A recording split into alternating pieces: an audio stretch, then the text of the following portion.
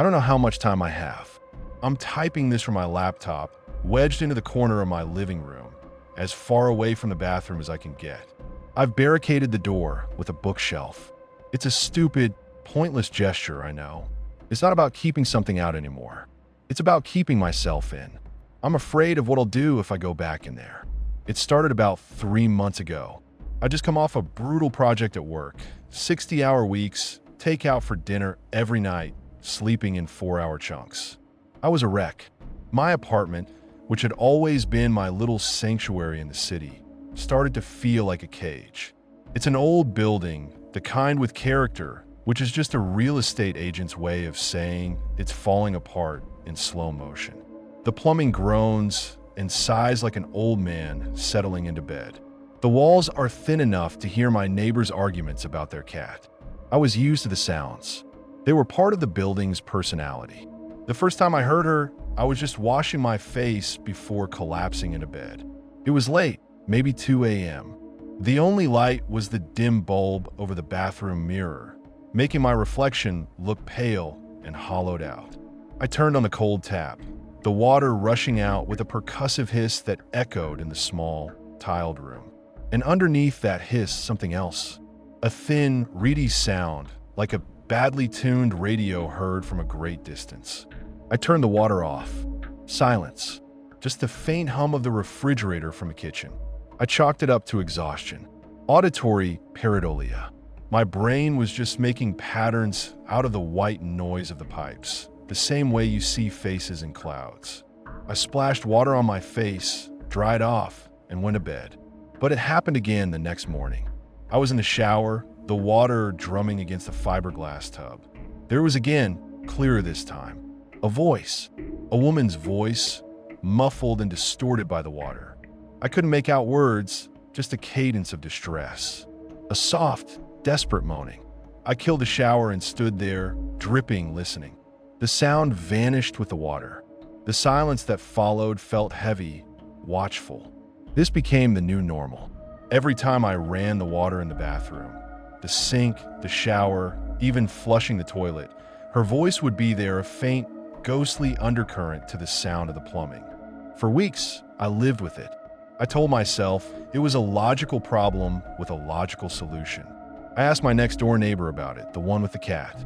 He just gave me a weird look and said he hadn't heard anything.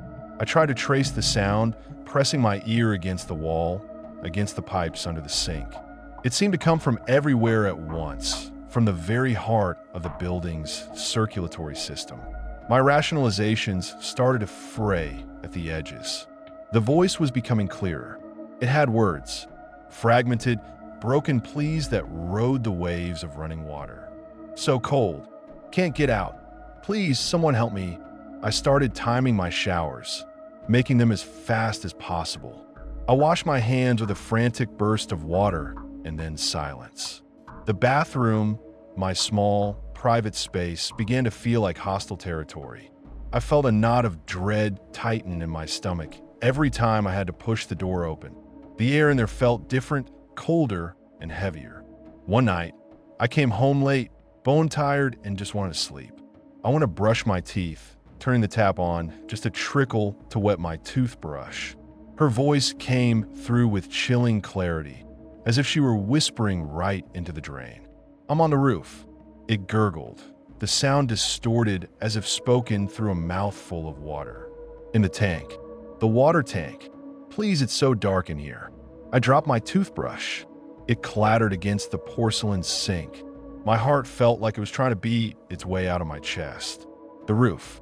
The water tank. It was insane. A delusion brought on by stress and a lack of sleep. That had to be it. But the plea had been so specific. For the next week, I was a ghost in my own apartment. I bought bottled water. I used the gym at work to shower. I avoided my bathroom entirely. But the silence was somehow worse. I kept imagining I could hear it, a faint whisper just on the edge of my hearing, even when the water wasn't running. I felt like I was losing my mind. The thought of this woman, this voice, trapped and suffering, gnawed at me. Was I going crazy, or was I ignoring a person's desperate cry for help? What if she was real? The guilt was so immense. Last night was the breaking point. A storm rolled in, and the rain hammered against my windows. I had to use the toilet. As the cistern refilled with a long, drawn-out hiss, her voice came through louder than ever before, filled with a raw, gurgling panic that cut right through me. The water is rising. Please, I can't. I can't breathe. He's going to. Oh God, please help me. It ended in a choked-off scream that was swallowed by the final gurgle of the toilet filling up. I stood there, frozen, my whole body trembling. That was it. I couldn't live with the uncertainty anymore. I couldn't live with the possibility that I was letting someone die 60 feet above my head while I tried to convince myself I was just tired. Crazy or not, I had to go up there. I had to look. The door to the roof access was at the end of the hall on the top floor. It was a heavy metal fire door that was always kept locked. I'd seen the building superintendent use his master key on it once or twice. I went back to my apartment and grabbed a toolkit, a credit card, and a tension wrench. I'm not a burglar, but you pick things up from watching too many movies. It took me 20 agonizing minutes of fumbling with the lock, my hands slick with sweat, every scrape of metal sounding like a gunshot in the silent hallway. Finally, with a dull thunk, the lock gave way. I pushed the door open and was hit by a blast of cold, damp air. The rain had eased to a drizzle. The roof was a flat, black expanse of tar, glistening under the sickly orange glow of the city's light pollution. And there, in the center of the roof, was the water tank. It was bigger than I'd imagined. A huge black metal cylinder, maybe 12 feet high and just as wide, standing on a squat framework of steel girders. It looked ancient and monolithic, like some forgotten altar. A thin, rusty metal ladder was bolted to its side. Every instinct was screaming at me to turn back, to lock the door and forget any of this ever happened. But the sound of that final, gurgling scream was still ringing in my ears. I walked toward the tank, my shoes making soft, sticky sounds on the wet tar. The air up here was thin and smelled of rain and exhaust fumes. As I got closer, I could hear a low, rhythmic sloshing from inside the tank, a gentle tidal sound. I put my hand on the ladder. The metal was cold and slick with rain. I took a deep breath and started to climb. The rungs were thin and felt like they were bowing under my weight. The wind whipped at my jacket, trying to push me off. Halfway up, I stopped and pressed my ear against the cold, curved wall of the tank. I couldn't hear a voice, just that soft, rhythmic shifting of water inside, a large volume of it moving slowly. I kept climbing until my head was level with the top. There was a large, circular lid, like an oversized manhole cover. It looked heavy.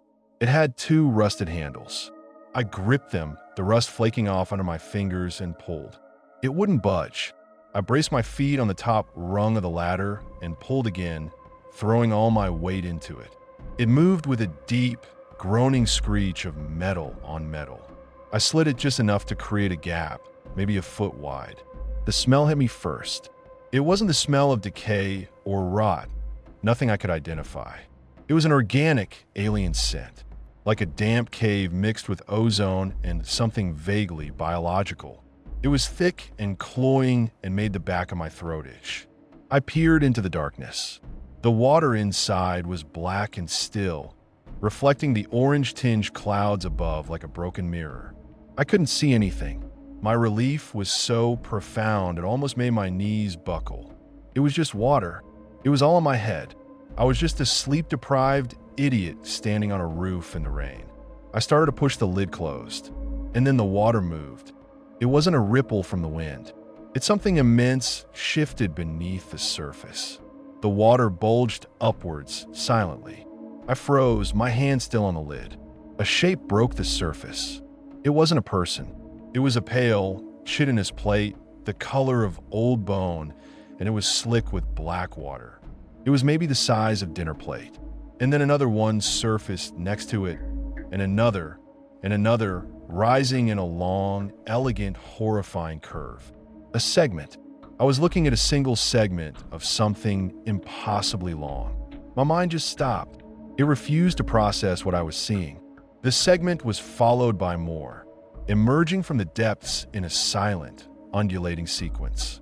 The body was as thick around as a telephone pole, and it seemed to go on forever, coiling in the vast, dark space of the tank. And then I saw the legs. On the side of each segment, just below the waterline, was a fringe of them. They were a mass of fine, hair-like appendages, hundreds of them per segment, all moving in a slow, hypnotic rhythm like cilia. They stirred the water with an unnatural grace. I should have screamed. I should have fallen off the ladder. But I was paralyzed, locked in place by a primal, reptilian kind of fear that bypasses all higher brain function. And then it turned. The long, pale curve of its body began to rotate slowly in the water. One of the segments, then another, rolled towards me. That's when I saw the eyes. There were no eyes on its head. I don't even know if it had a head. The eyes were on its body. Embedded in the center of each bony plate was a single, round, black eye.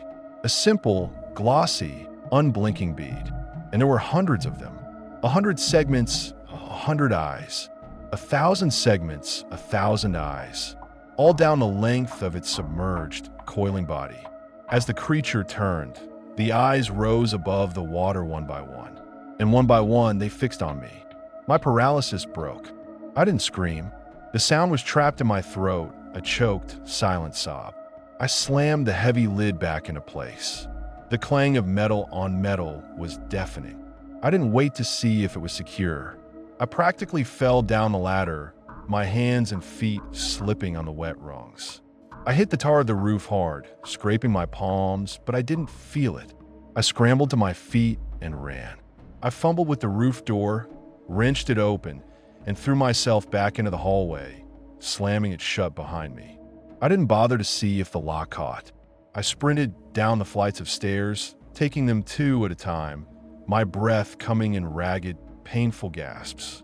I burst into my apartment and slammed and locked the door, throwing the deadbolt and the chain. I stumbled through my living room and into the far corner, collapsing to the floor, my back against the wall. And I sat there, for hours, I think, just shaking, listening. The building is silent now. The pipes are no longer groaning. The water is still. The voice is gone from the bathroom. It's not gone completely, though. It's quieter now, and so much closer.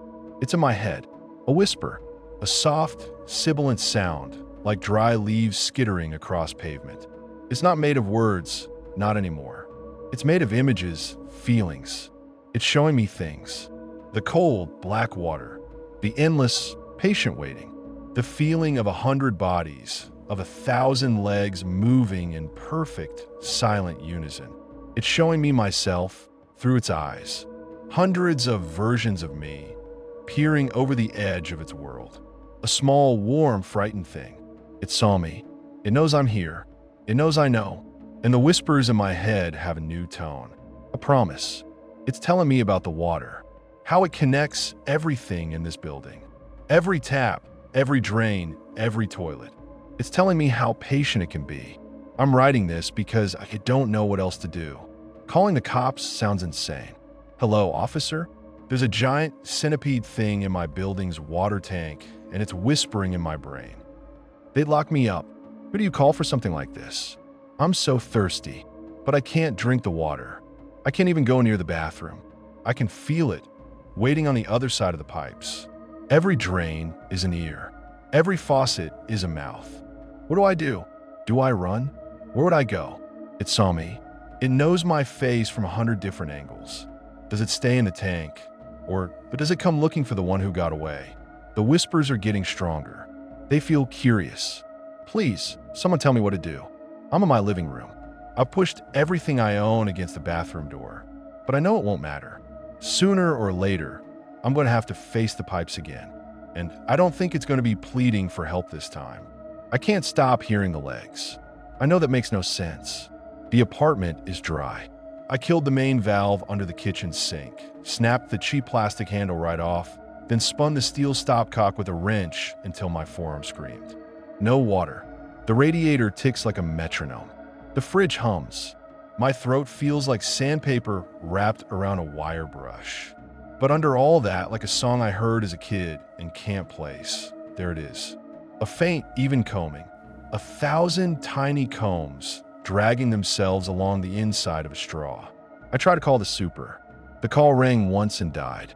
Tried again, and it went straight to voicemail, the muffled baritone he recorded in an echoey room. Leave a message. If this is about heat, call 311. If this is about rent, email the office. I hung up. The whisper in my head flexed like a cat, arching its back. It liked the idea of a super. It liked him a lot. I grabbed a bottle of water from the crate by the couch. The cap cracked, the label rasping against my dry hand, and the whisper sharpened, pressure at the back of my teeth, like a sneeze I couldn't complete. I set the bottle down without drinking. The whisper eased. It wants me thirsty. It wants my mouth to grow soft with need so that when I finally break, it's not just a drink. It'll be a handshake. I can't sit here waiting to be gut-hooked by a fucking faucet. I jammed a chair under the living room doorknob and went for my shoes. The laces knotted because of course they did. I yanked until my fingers hurt, then shoved my feet in and stepped on the heels. The hallway outside smelled like carpet cleaner and fried garlic. Apartment 4 BS Cat did his little, I own this corridor, strut past me and paused to glance at my door barricade. Cats always look like they're judging your life choices. Fair. I took the stairs. The building felt emptied out by the hour, like the air itself had thinned. On the third floor landing, someone had left a mop leaning against the wall, the string stiff with old bleach. The whisper in my head pinched in disapproval. Bleach. Huh. So it knows the taste of it. I measured the thought, turned it over like a knife to check both edges. Big metal tank, old building. Maybe there's a hatch at the bottom. Maybe there's a chain to drain it for maintenance. Drain it, fill it with bleach, starve the thing. That's a plan. A bad plan, but at least it's not sit and thirst. At the second floor turn, I heard it. Not in my skull, through the walls. Water running. I froze with a foot on the next step. The voice of a toilet filling. The broad-lunged inhale of a shower. Late morning, day off for most. People home, ignorant. The whisper stroked the inside of my ear, the way a childhood friend might touch your arm and say we're up. For a second, I could smell wet scalp, the clean animal smell of hair that's just been rinsed. I knocked on 2C. No answer. Knocked again, harder. The shower kept going. I pounded with the flat of my fist. The door jerked open 2 inches, and a woman I vaguely recognized blinked out at me from a fog of steam. Pink robe, vet collarbone. What? You should turn that off, I said. Listen, there's something in the water. Are you selling filters? She said, already moving to shut the door. I'm not, look, shut it off. I stuck my palm against the wood before she could slam it. There's something in the roof tank. It's not. This isn't a crank call. I'm literally at your door. Shut off the shower. Her face shifted from annoyed to scared in a weird, slippery motion. Not because of me, because she heard it too. There are moments when people recognize each other across a chasm. I watched it land in her eyes. What did you hear? I asked. She swallowed. The water behind her hummed like a giant tuning fork. Someone crying. In the pipes. My sister says I'm dramatic. Shut off. I pushed the door, made it in 2 steps, turned the chrome knob myself. The whale sank with the pressure. She hugged herself. A line of goose flesh skittered up her arms. The whisper in my head rolled over and showed its belly, pleased. No, not pleased. Anticipating. This is insane, she said. I'm calling Gus. The super? He's not picking up. I have his cell. I wanted to tell her not to. I wanted to grab the phone out of her hand. Instead, I said, okay, do it. And don't use the water. Don't drink it, no humidifier, no nothing. I'm not an idiot, she said, which meant she was already accounting her tea kettle, her Brita pitcher, every way water sneaks into a day. I left before she could ask for an explanation I couldn't shape into a sane sentence. I took the stairs 2 at a time and almost ate shit on the last turn because the whisper pulsed, a pressure wave that took my balance. It didn't want me going to the roof again.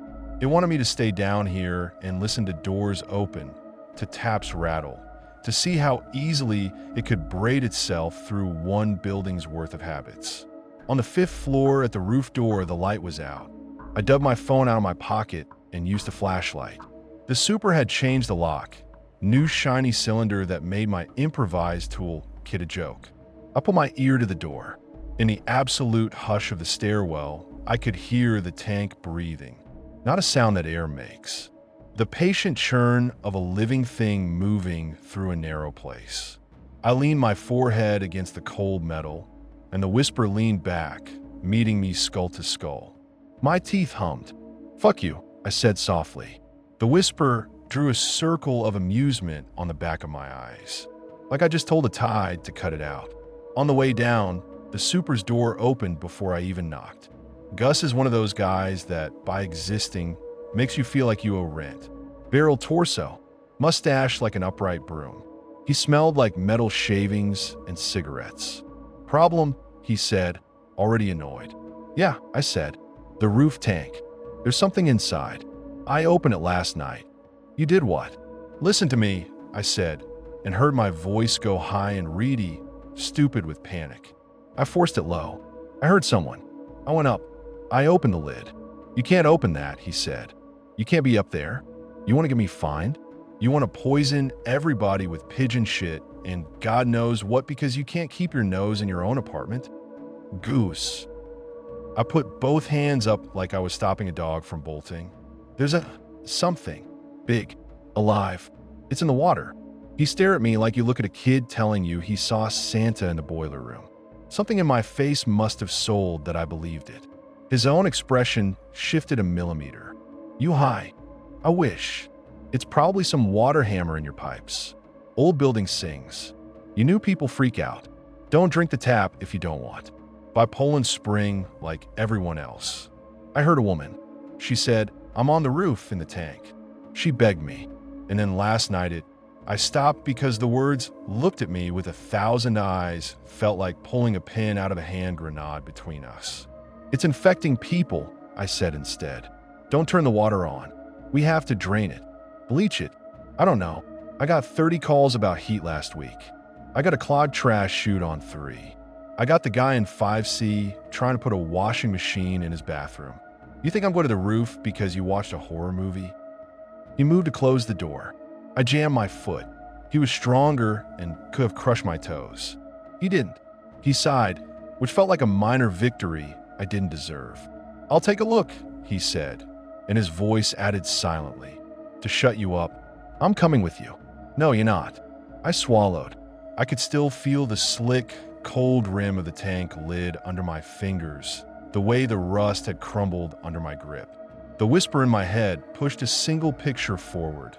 Gus's calloused hands gripping those same handles. A flash of pale plates turning. For a heartbeat, I was inside the tank again, inside the dark water, and the hatch opened like a pupil dilating. The whisper's joy had the clinical chill of an operating room. "I'm coming," I repeated. He stared. He must have decided that if he had to climb a slippery ladder on a roof in shitty weather, an extra body to dial 911 if he slipped was not the worst. He jerked his head, and we went. The new lock didn't stop his master key. The roof stank like rain and oil. The tank crouched in the center like a bad idea. Gus lit a cigarette, squinted up at it, and muttered something in Spanish I pretended not to hear. He did that Walkman do toward machines, shoulders squared, like between him and steel there's an understanding. "You're keeping the cigarette in your mouth while you check the water?" I said, because terror makes me comment on obvious shit. "What? You scared I'll set the rain on fire?" he said around the filter. He climbed. I followed, every rung a rehearsal of falling. At the top, he banged the lid with his palm, the way you test a melon. It boomed dully. "Don't," I said. "Relax," he said, and slid the lid 2 hands breadth with less effort than it had taken me, which felt like a personal insult. Rain tapped inside, little metronome drops. He peered in. The cigarette made a low orange moon below his mustache. He inhaled. He exhaled. He turned his head and spit. He said, "Huh." My mouth had turned to cotton. It's high, he said. After the storm, that's normal. You don't want it too low. Sludge. Bacteria. You want a guy getting Legionnaires? It is my ass. It looks clean. Clean. I wanted to shove his face into the black mirror and hold it there until the plates rose and kissed his cheeks. The whisper purred. I gripped the ladder until my knuckles burned. Do you not hear it? Hear what? I listened. The rain on the lid. The wind dragging a loose bit of flashing. The whisper in my head sharpening into an edge. It was quiet. It was waiting. Never mind, I said, because something in me refused to let this thing use Gus as a demonstration model. We slid the lid shut. The sound when it sealed was final, like a safe closing. Gus flicked the cigarette off the roof. It hissed out in a little puff of steam. Don't go up here again, he said. We were halfway down the ladder when the building's fire alarm went off. It was not the piercing, digital shriek I expected. It was a lower, older sound, a bell with a sore throat. It swung back and forth inside the brick, and the roof door vibrated under my hand. The whisper in my head went bright and hot, like someone had poured acid into sugar. It was excited. It was so fucking excited I tasted pennies. Goose suore. Goddamn kids, he said, but he didn't believe it. He jumped the last 2 rungs and jogged to the door. He wrestled it open, and we were in the stairwell, in dim emergency light. On the 3rd floor landing, heat smacked my face. Not a fire's heat. Wet heat, sound of breath. The alarm's bell dragged at the undersides of my sockets. As we hit the 2nd floor turn, a woman with a pink robe and wet collarbone barreled into us, eyes huge. 2C. It came out, she said. Her voice sounded like it had scraped itself raw in her throat. It came out of the faucet. Gus made a noise like a laugh and a groan. Out of the faucet, sure, he said. Lady move. It looked at me, she said. It looked at me from the water. She turned and puked pale strings onto the landing. The smell hit and something behind my sternum clenched. What happened? I asked. My own voice sounded like it was pulling itself through cloth. I washed my hands, she said, weeping and furious about it. I was careful. I used a trickle. She wiped her mouth with the back of her hand and blinked at the smear like it belonged to someone else. It was on my skin. It crawled up. She stared at her palm as if it were telling her a riddle. Thin, she said finally. Like hair, but so many. She made a noise I will not describe. The alarm beat time. Gus shouldered past. He killed the alarm at the panel in the lobby with a key. Silence felt like an anvil. The building's noises tiptoed back. A fridge, a TV, the purest sound in the world suddenly, quiet. And then we heard the sprinklers. I didn't even know we had sprinklers. Maybe a retrofit after some code change 5 years back. Little brass rosettes tucked into the ceilings where you never look. They came on as a system. A cough, a pressure shudder, and then rain, indoor rain, clear and relentless, pouring into hallways and apartments and locked closets. The whisper in my head bloomed. That's the word. Bloomed. A cold, wet flower unfurling its 1,000 little tongues. People screamed. The sound had layers: anger, shock, delight. Delight under the skin of it, pricking up goose flesh. The first scream turned into a laugh halfway through. The second one swallowed itself. A man burst out of 1D in boxer shorts, hair plastered to his head, blinking rapidly like a frog. He laughed again and clapped his hands at nothing. The whisper reached for him like a hand to a baby's cheek. Shut it off. I yelled at Gus. Shut it off, where's the main? He took one look at the daisy chain of wet light and bolted for the basement. I followed. The stairs down smelled like mold and iron. The basement is one of those rooms that exist in every old city building, built to hold coal and regret. Concrete floors that sweat. Scotch-tape plastic over a broken window. A folding chair nobody has sat in since '98. Gus went to the manifold with purpose. He shut valves with the confidence of a man who owns the map in his head. But the manifold didn't care. The water laughed at him with its big, wet mouth. The sprinklers didn't stop. He swore and grabbed the main's wheel. It fought him. He put his shoulder into it, boot planted, arms corded. It gave a quarter turn and then stuck. I could hear water speaking through the building's bones. Not words. An ongoing, steadying idea. More. "I need a wrench," he gasped. I grabbed one off the pegboard and handed it to him. The whisper slid along my spine like fingernails. It wanted to show me something. It opened a picture. The roof tank a dark, still long.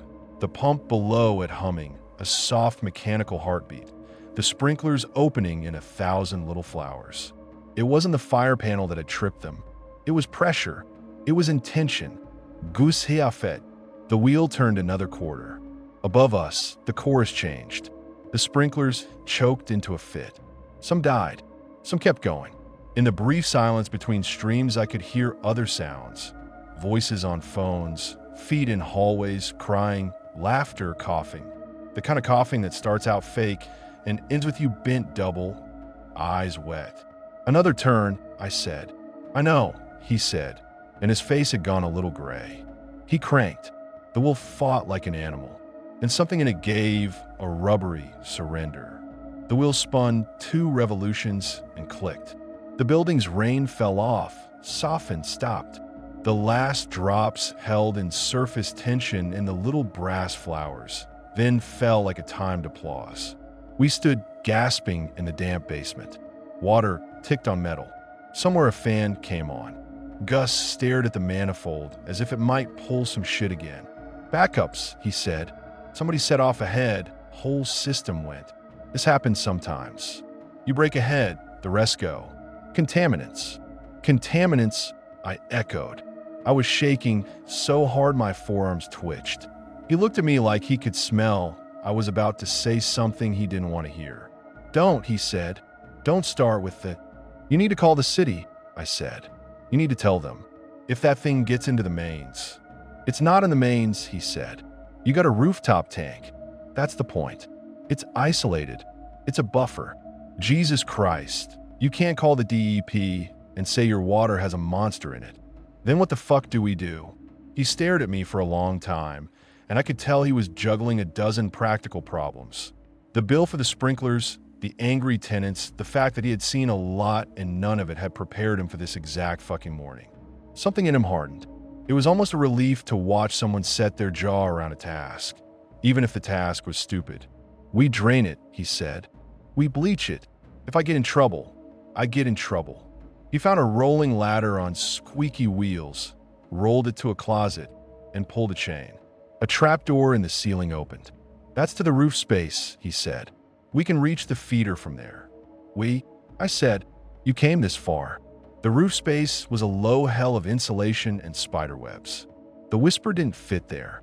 It traveled in big bodies of water and old iron. Up here with fiberglass itching my wrists and dust coating my tongue, it felt thinner, like the signal had to squeeze through a filter. I crawled after Gus to a hatch where a fat pipe punched through the roof. He unscrewed a cap and the smell slapped me.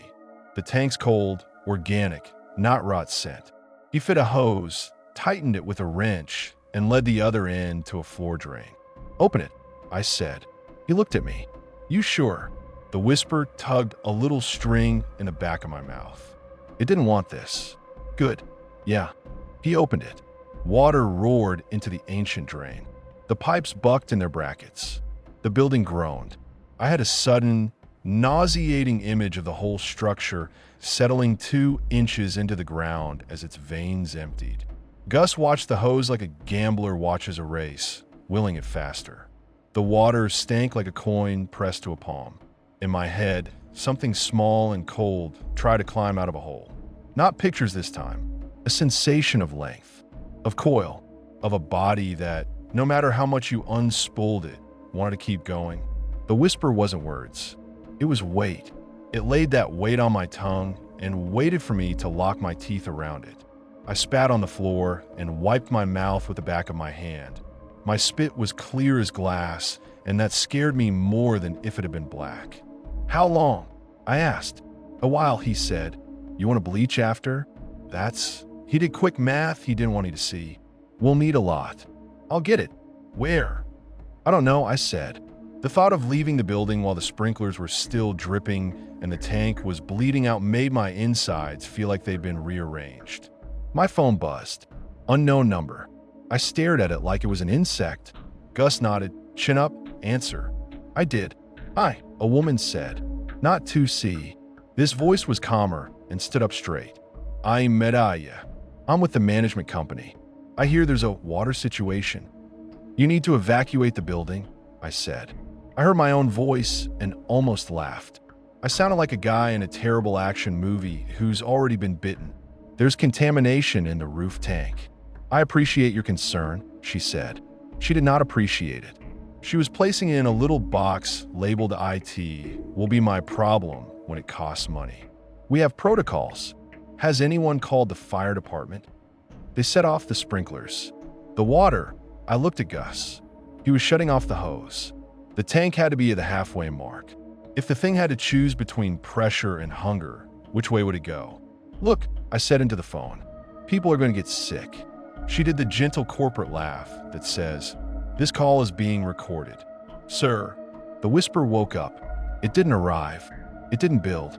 It was just suddenly there at full volume in my head, like a television turned to static snow. I gripped the beam above me, and my palms slipped. For a second, I saw nothing but black water and pale plates, turning like pages in a book you have to read with your mouth. When my vision cleared, the phone was no longer in my hand. Gus had it. We have it handled, he said to Mariah with the weight of a man who has dealt with 50 of her and will bury her in paperwork if she annoys him. Shut off the mains from your side and send a water guy. Not a kid, someone with a license. And call the city. No, I don't care what you have to say, call them. If they fine you, they fine you. I'll write the report. He hung up. He looked at me. The hose burped twice and ran thin. You okay? He asked. No. Yeah. We bled the tank until the hose sucked air. The sound when it did made my skin pebble. The whisper pulled back like a tide. It waited. It could do that forever. I can't. Bleach is bleach, no matter the brand. We bought 12 jugs at the bodega 2 blocks over, and the clerk looked at us like we were opening a laundromat at gunpoint. He would have sold us uranium if I'd asked. On the way back, I caught sight of myself in a dark window. Pale, eyes too bright, mouth cracked at the corners. I looked like I hadn't been drinking, because I hadn't. Back inside, the building had that post-deluge smell. Wet drywall, hot dust, a sock you forgot in the washer for a week. People were in their doorways. A man in gym shorts asked if he should boil water. I wanted to say, you can boil a thought out of a liquid? Instead, I said, don't drink it. Don't wash with it. Don't touch it. He laughed like I was kidding and then saw my face and stopped. We climbed to the roof. The sky had opened into a bright, deceitful blue. The tank sat hunched and hungry. We lugged the bleach up the ladder in a grim relay. For an intimacy I had not consented to, I looked down into the tank while we poured. The smell went lightheaded sharp. The surface was low enough that the pale plates were no longer completely concealed. They curved below, slow as continents. Every time we poured, the plates rolled and the fringe of those hair-like legs trembled, tasting the chemical. I had a quick, obscene thought. We were watering a garden. How much? Gus asked. More, I said. If we had a drum, I'd dump it. We poured until the smell burned the inside of my nose, so clean it felt like I could taste last year. When we finished, the tank looked like a flat eye under a veil. My throat was closing, not from bleach, from the idea that we had hurt it. It made me want to apologize. We shut the lid and slid the lock back, as if that would make a bit of difference. We stood in the roof wind and let the cold fillet us clean. I tried to swallow. My mouth made dry sounds. I need a drink, I said. Gus said, don't. I have bottled. At home. Don't, he said again. 2 letters like a brick wall. I went home. I stepped over my barricade and sat down by the laptop and thought.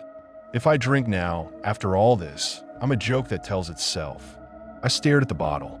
Condensation had gathered at the neck like tears. I closed my eyes. The whisper put its hand on my face and held it there, gentle as a lover. I didn't drink. I chewed a stale pretzel, and it tasted like sand scooped off a frozen road. The afternoon dragged by in little acts of will. Every time I thought, bathroom, my body moved a millimeter toward it before a smarter part jerked me back like a leash. The building moved around me. Footsteps, doors, voices, but under it all was the slow change and pressure you feel before a storm. The tank was becoming a different thing than it had been this morning.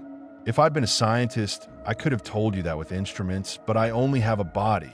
My body told me, we've pissed it off. At dusk, someone banged on my door hard enough to rattle the chain. I jumped so high I tore something in my side. Who is it? Goose. I slid everything back from the door and opened it.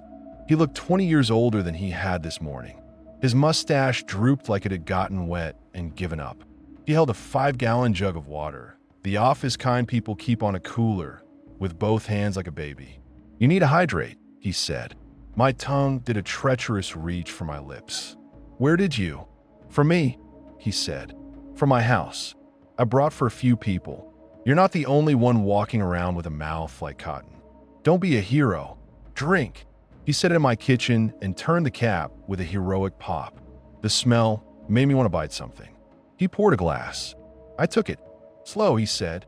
I took a sip. It hurt.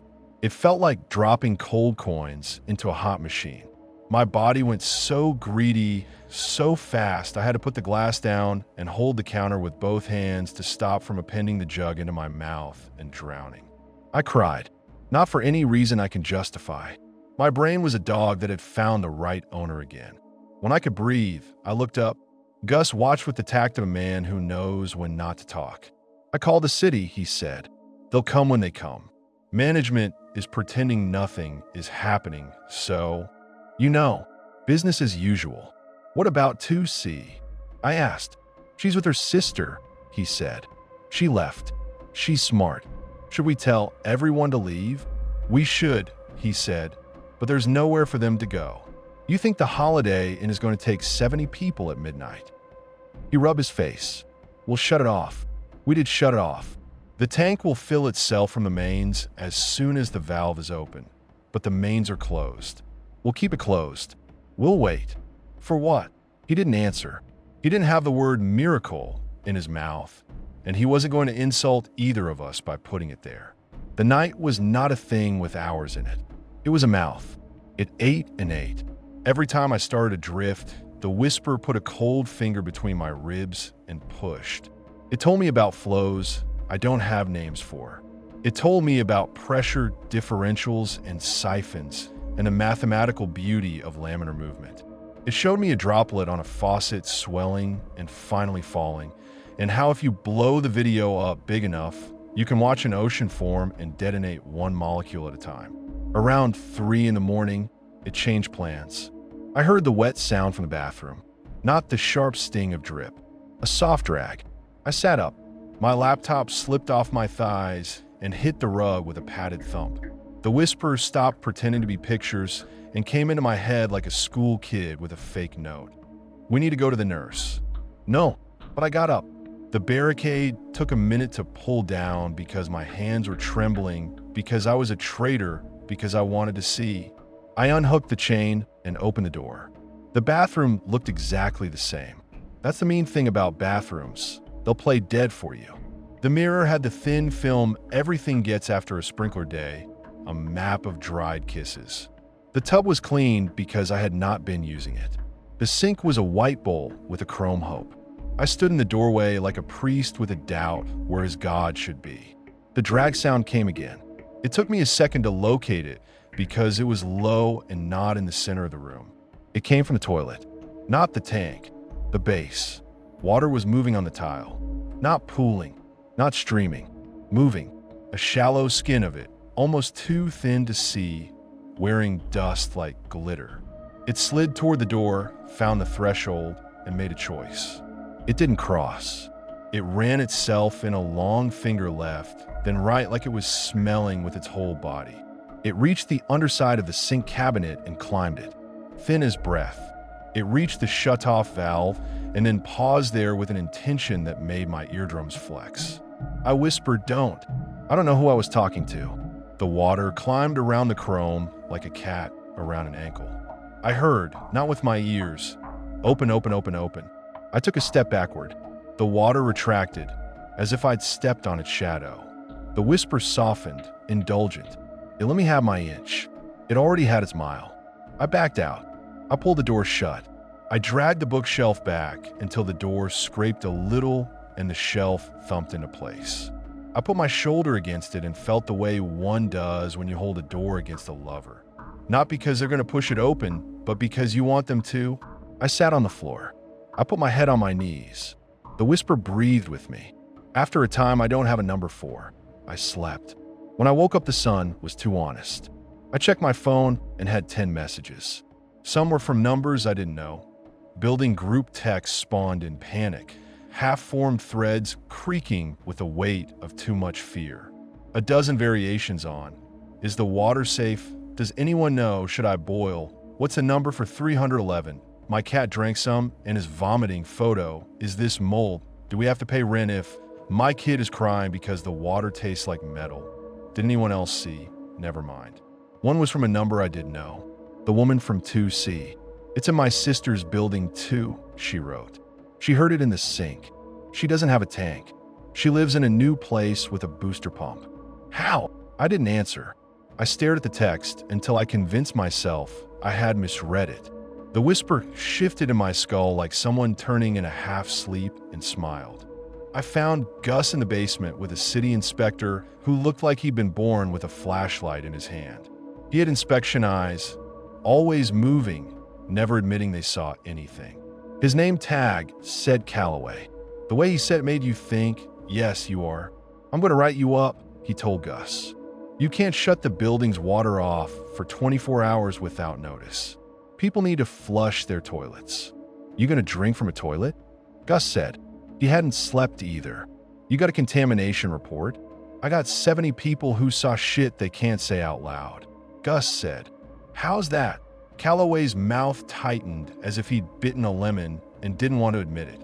He shone his light at the manifold, at the main, at the gauge. Pressure's wrong, he said. Yeah.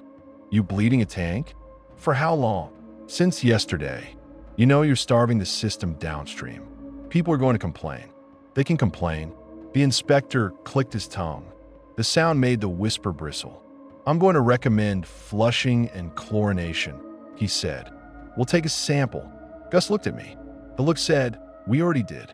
Calloway took his little vial out, labeled it, tucked it away like he had put a small piece of our souls into evidence.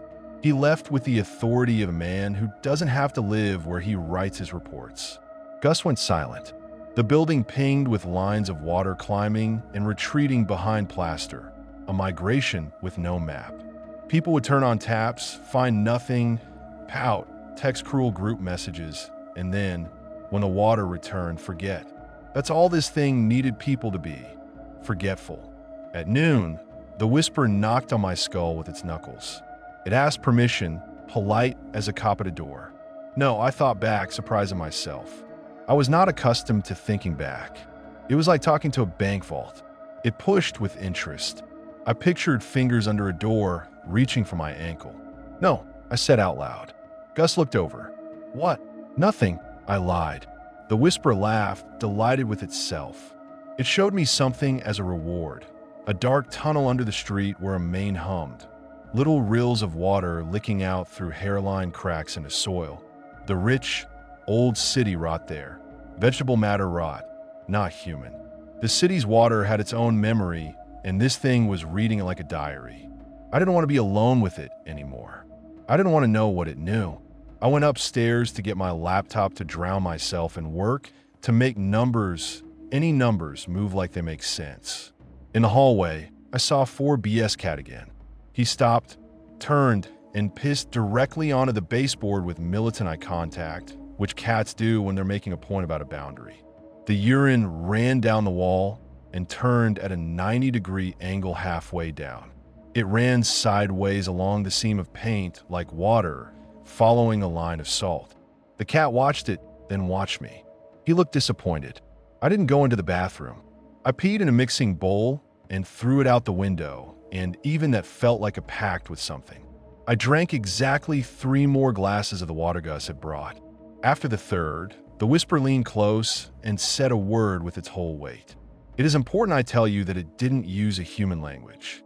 It just struck my head with the idea of a word. Open. I clapped my hands over my ears and shouted, "No!" and laughed because who was I kidding, like I had the authority to bargain with a river. Around 3 guys from the management company came with masks and orange vests, and the hot confidence people were when they're about to do the wrong thing very efficiently. They went straight for the roof. I followed because, bad habit, Gus was on their heels. "You can't add chlorine without a permit," the head guy said. He had a beard that was always a tiny bit damp. "It's a hazmat thing. You want a permit?" Gus said.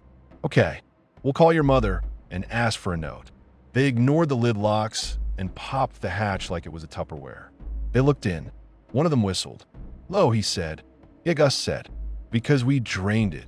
He did not add, "because there's a Leviathan molting in there." "Refill," the bearded guy said. "Flush all lines." Notice the tenants. If you have ever watched men put a metal object into a place you know a monster is, you have some idea how the next 10 minutes felt. They ran a hose. They spun a wheel at the manifold. The tank took a breath. You could see it in the skin of the water. Somewhere downstairs, a dozen toilets sighed. A dozen aerators took up their little thready needlework. The whisper sat up like a dog that heard the garage door. "Stop," I said, too late and too quiet, and to nobody who cared what my mouth was doing. The hose kicked in their hands. The tank drank. The water below thinned the bleach by the gallon, and the plates turned over and over, slow with satisfaction. One of the guys leaned too far over the hatch, and half his glove went into the water. He jerked back, shaking his hand. "Slippery," he said, laughing because men always laugh after they almost die at work. He wiped his glove on his vest. A wet patch flowered there, dark and shiny. It did not soak. It spread, and in the spreading, I saw the fine hair of a million legs pushed to try the weave of the polyester. "Get away from the hatch," I said. "Buddy," the bearded man said, more affection than I deserved in his voice. I got it. He did not have it. The thing had him, or rather it had all of us in the casual, whole-body way a wave has a beach. Gus shut the wheel with a muttered "fuck you" to no one in particular. He didn't want to refill. He didn't want to be the man who filled. But he also wanted the water to come back on for his tenants because he is not a villain, and that is the lever the world uses on good people. The rest of the day became a time lapse. The tank refilled. The water below set itself like jelly. It is a terrible thing to stand above a mouth and watch it prepare itself, like a throat swallowing, like a muscle flexing before who knows what exertion. The whisper was a choir now. It sang my name the way the wind sings a crack in a window. I went downstairs because I couldn't watch. In the 4th floor hallway, the ceiling had started a slow drip at the seam, a bead gathering till surface tension broke it loose. Each drop fell fat and perfect, and when it hit the carpet, it smudged out into a small hand. That image lives in my head like a tattoo. I closed my door and locked it again out of ritual habit. The bookshelf felt lighter each time I moved it, as if this were the 100th run in a game and I was learning the level. I sat down to type because if I didn't make words to anchor me, I was going to start moving toward the bathroom without a brain in my head. This is where I am now. This is where you find me. Laptop heat on my thighs. My breath sounding not like mine. My mouth a desert. The whisper is not whispering anymore. It is sitting at my kitchen table politely, hands folded. It knows my schedule. It knows the distance from my couch to the sink and footsteps. It knows how my hand will look on the tap. It is patient. It told me it can wait a long time. It showed me years like a deck of cards and fanned them. But here's the part one didn't want to write, the part one only admit because the sun is going and the building is starting its night grammar, and I know what those sounds mean. The part where I went back to the roof after dark. I told myself it was to check the lock, to make sure the hatch was sealed, to see if the water had gone clear again. I told myself a dozen little useful lies because the big one, that I missed it, would have made me too ashamed to move. The roof at night in this city is a boat on a black ocean. You can feel the buildings around you moving even though they don't. I walked across the tar and stupidly placed my palm on the tank like it was a monument. It vibrated under the touch. The eyes in the plates below were closed or open. I can't tell. Their difference is not for me to know. I climbed. I didn't open the hatch. I'm not a complete idiot. I pressed my ear to the metal, and the voice in my head became stereo, twin channels of a message I have no right to understand. I closed my eyes. The whisper said, "Name?" I hadn't considered it would have one. It isn't a name like we use. It is a long ache of syllables, a reminder of a corridor under everything that water knows. Saying it with your throat is like swallowing a rope. I did not say it out loud. Not exactly. I let my skull shape around it. It fit too well. In the lost and found of the world, it picked me up and laughed at how my arms fell neatly through the sleeves. I took my head off the hatch and went down the ladder feeling like I'd stood up too quickly and the blood hadn't followed. At the bottom, I saw the city in all directions, glittering and loud, people laughing, someone opening a window to smoke, a cab honking like a goose. Under it all, water. Water in towers. Water in basements. Water standing in bowls for dogs. Water sweating on cans and fridges. Water inside skulls. There are so many eyes in this city. I went back inside and sat down here and started typing. I'm not the protagonist of anything. I'm a person sitting next to a bookshelf in front of the bathroom door with a stupid plan. I thought if I put this in order, maybe my brain would stop trying to climb into the sink. It hasn't. The whisper just learned my paragraphs. There's movement under the door now. You remember the thin water that climbed the valve? It learned the floor. It learned how every old apartment tilts slightly toward a drain in some other apartment, so that spill always finds a home. It learned that this threshold is a high spot and that the wood once warped in a heat wave 15 summers ago and left a small, perfect V at the bottom where light sometimes shows through its sunset. The water humped itself and pressed there. Not hard, more like a kiss through a napkin to see what the mouth on the other side does. I set my foot against the bottom edge. My heels sank a millimeter into wet. I wanted to throw up. I wanted to open the door so I wouldn't have to feel it like that anymore. Someone in the hall is banging on doors. The sound climbs and falls like a person trying to outrun themselves. A man's voice is saying, "Please," and then nothing else after it because "please" uses all the air you have when you're running. He's shouting names I don't know, and then "it's in my eyes," and then nothing again because the words you say when pain travels inside your never good ones. I can call for help. I can put numbers in my phone and tell them about a thing in a tank and a building with a mouth and a super named Gus who did his best and a woman who washed her hands and learned a bad lesson about touching your face. I can tell them not to turn the water on. I can beg them to go to every roof in the district and pour bleach like priest wine on an altar that ate all the saints. I can also get up and open my bathroom door and put my hands on the sink and say the name the way it wants me to say it. The whisper says, one of those choices feels like a lie. The whisper is very good at picking the argument that has the more compelling rhythm. I'm going to print this. That feels so stupid to write. Who prints? But a thing on paper is something you can hand to another person without them having to look at you while you tell them you have a radio in your head that only gets one station. I have a neighbor I trust. Okay, tolerated. 4B and his cat. The cat didn't like the way the water crawled. That's good enough for me. I'll slip the pages under his door like a flyer for a mattress sale and hope he's the kind of man who reads flyers meant for him. The whisper is pacing now. It wears grooves where it goes. It has been alive a long time and it doesn't get bored. It is going to be here after they sell my furniture on Facebook Marketplace for $50. After the building gets a lobby makeover and a fake ficus tree that collects dust like a metaphor. After the city inspector retires and tells his grandson about the time a whole building went crazy over the taste of their water. Long after that, When the map is different and the tank is something else with a different code and no bleach, it will still be here or in a place like this because water is what habit looks like when it's clear. I can feel it wanting me to stop typing because as long as I type, I am not moving in the rhythm it wants. It likes me breathless and distracted.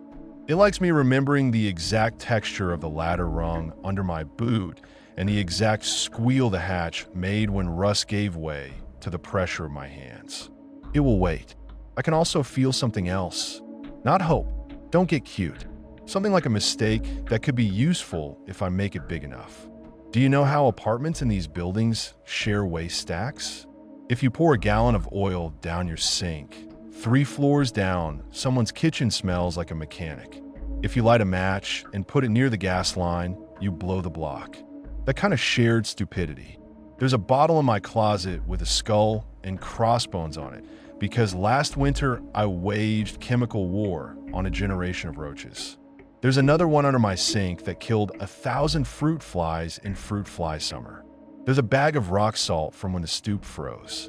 There are batteries. There's a wet/dry vac in the super's closet that I have the key for because last year my ceiling leaked and I wouldn't stop calling him until he let me help. There's duct tape.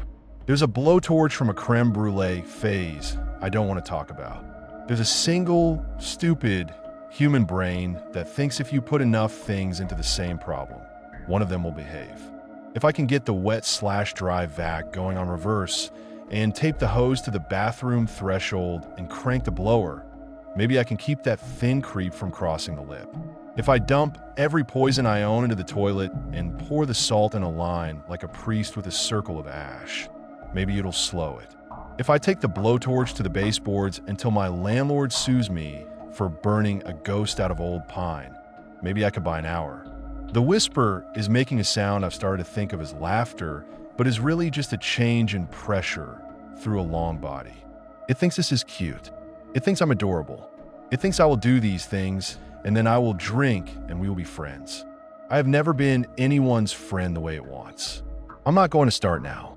I'm going to do the stupid thing because all good city stories end with someone doing the stupid thing and getting away with it, or with the city getting a little bite of them they had left. If you're reading this, you either found it taped to my door or under someone's door or printed, God help me, on actual paper on the lobby table, hope no one spills coffee on. Or somebody emailed it around after I didn't come to work and my boss finally remembered my extension. Or you found my laptop open with this sitting here blinking and the screen smelling faintly of bleach and something you can't name. If you're in this building, do not turn the water on.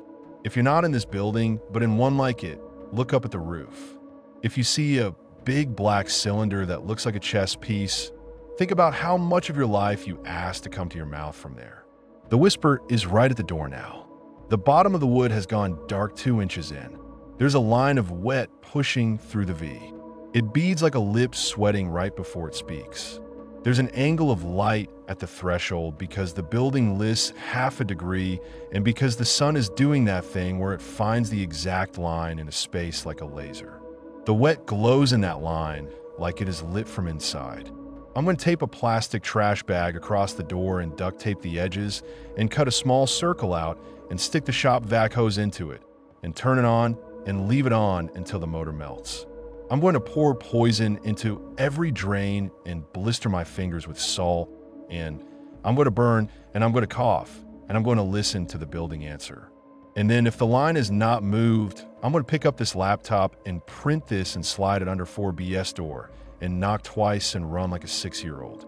And if 4B opens the door with that cat in his arms and looks at me like I'm begging a stranger to watch my bag in a bus station, I'm going to look him in the face and say, don't drink. Don't wash. If you hear your name in a drop, don't answer. It knows you now.